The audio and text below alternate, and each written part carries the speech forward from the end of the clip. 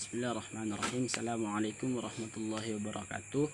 Hamdan wa syukran lillah. Wassalatu wassalamu ala rasulillah Muhammad ibni Abdullah wa ala alihi wa mawala. Amma ba'd.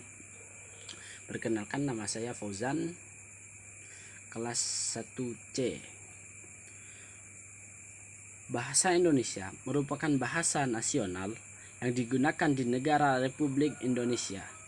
Pada perkembangannya, dengan semakin pesatnya arus globalisasi, modernisasi, ilmu pengetahuan dan teknologi, bahasa Indonesia harus dapat menjadi sebuah instrumen dalam melakukan komunikasi utama di negara Indonesia.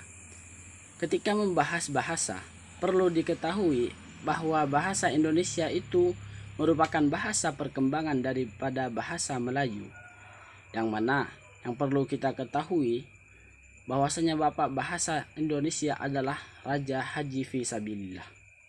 Latar belakang Raja Haji Fisabilillah yang berdarah bangsawan Melayu Bugis, lahir di Hulu Riau sekitar tahun 1727.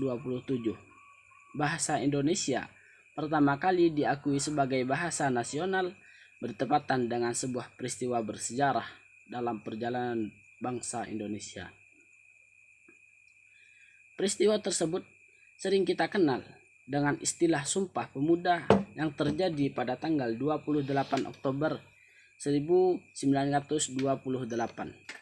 Tujuan dari lahirnya bahasa Indonesia pada saat Sumpah Pemuda pada dasarnya agar bangsa Indonesia memiliki bahasa persatuan yang dapat mempersatukan bangsa Indonesia melalui bahasa yang dilatar belakangi oleh banyaknya bahasa daerah yang ada.